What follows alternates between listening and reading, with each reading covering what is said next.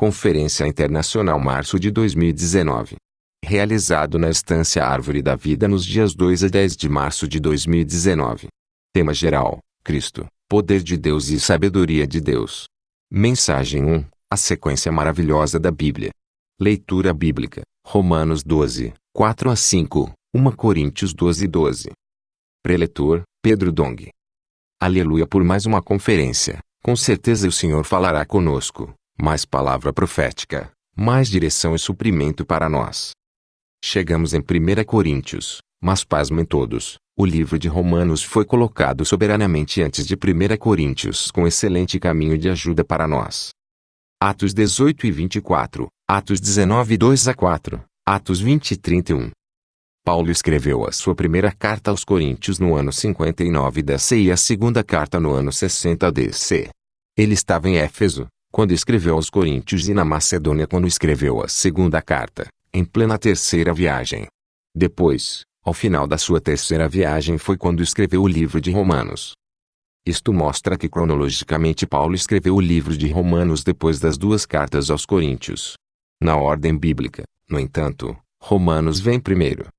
Por quê? Podemos ver aqui a soberania de Deus. A primeira carta aos Coríntios nos apresenta diversas dificuldades e problemas daquela igreja, que enfrentava tantas questões de pecado grosseiros, de divisões, quanto de problemas com questões de funcionamento prático da igreja. Creio que se fôssemos entrar nesta carta sem uma visão adequada do poder do Evangelho de Deus e de sua salvação em nosso viver, teríamos dificuldades para a aplicação da verdade do Evangelho na vida prática da igreja. Romanos 1 e 18 a 32. Romanos 5 e 12. O livro de Romanos nos apresenta o quadro de uma humanidade terrivelmente caída recebendo a salvação de Deus. Esta salvação não vem pela lei ou pelas obras, mas é uma questão de fé. Este evangelho aponta para Cristo. Precisamos perceber que não existem mais barreiras, pois já fomos introduzidos neste evangelho maravilhoso e libertador.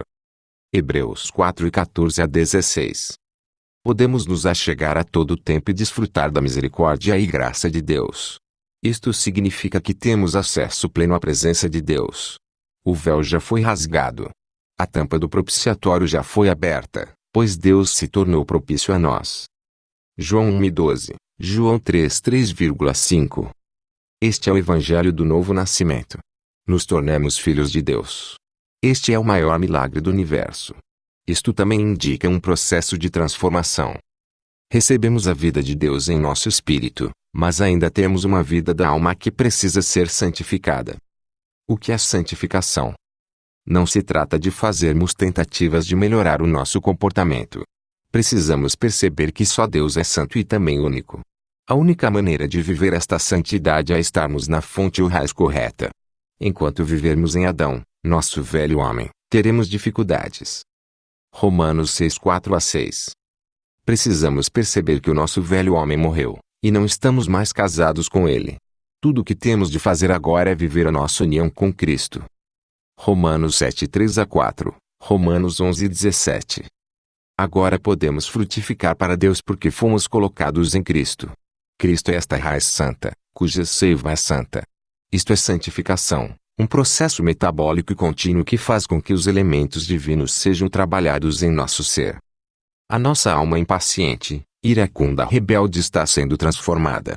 Tudo o que temos de fazer é nos encher de Deus, assim a sua glória irá se manifestar em nós. Romanos 8 e 14 a 17. Deus está produzindo os seus filhos coletivos. Tudo começa a partir do Espírito.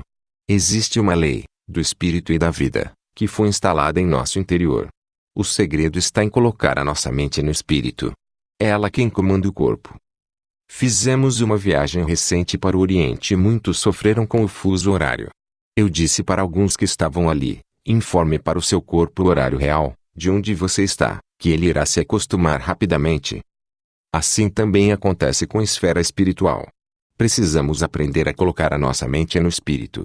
Isto é poderoso demais. É semelhante à lei de Bernoulli, que nos explica como fazer um avião a 380 sair do chão com mais de 350 toneladas. Isto significa que quando usamos o nosso espírito não existem barreiras ou obstáculos que não possam ser superados. Qual é a solução para os problemas da igreja em Corinto? Está aqui em Romanos. Não devemos mais ficar dando voltas e voltas no deserto. Precisamos ser positivos no Evangelho, usar o nosso espírito, viver a vida da igreja e pregar o Evangelho. Romanos 8:14. Precisamos aprender a ser guiados pelo Espírito e deixar de sermos crianças. O livro de 1 Coríntios será para nós um verdadeiro aperfeiçoamento para líderes. Mas para isto precisamos aprender com o livro de Romanos. Não podemos ser eternamente filhos do tipo Tecnon. Precisamos alcançar para a condição de filhos uios e de filhos herdeiros. O que é ser um filho herdeiro? É alguém que tem uma preocupação constante com os negócios do pai. Muitos de nós somos ainda muito localistas e só enxergamos as nossas necessidades e da nossa igreja. Esta não é a atitude de um herdeiro, pois este possui uma visão ampla de todos os interesses do pai. Colossenses 1:24. Também significa que precisamos estar dispostos a sofrer por causa da igreja. Apocalipse 12:1-6, Lucas 7:8. Aqui nós temos uma visão, que também precisa se tornar a nossa comissão. A mulher aqui representa toda a totalidade do povo de Deus no VT e no NT. O sol e a lua debaixo dos pés e a coroa com as 12 estrelas na cabeça aponta para a era dos patriarcas, e do povo de Israel até a igreja hoje. Por outro lado, o filho varão aponta para a totalidade dos vencedores. Isto significa que agora é a nossa vez, e que precisamos nos levantar e lutar pelo nosso Senhor. Este filho varão também aponta para a parte forte da igreja, da qual precisamos almejar fazer parte e nos posicionar. Números 1:3. Este texto nos apresenta o processo de formação do exército de Deus. Todos os que são acima de 20 anos podem compor este exército. Não seja como uma galinha da Angola, que vive dizendo que está fraco. O Senhor está nos chamando para viver intensamente e mais dinamicamente neste semestre, como parte forte da igreja, pregando o Evangelho e fazendo a diferença em todas as cidades. Apocalipse 12:11-14. Aqui também fala de um lugar, chamado de deserto. Conforme a visão que o irmão Dong recebeu, este lugar é a América do Sul.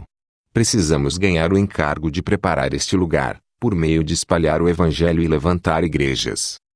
O nosso encargo deve ser este: a produção dos vencedores coletivos, filho varão, e a conquista do deserto e espalhar o Evangelho e levantar igrejas.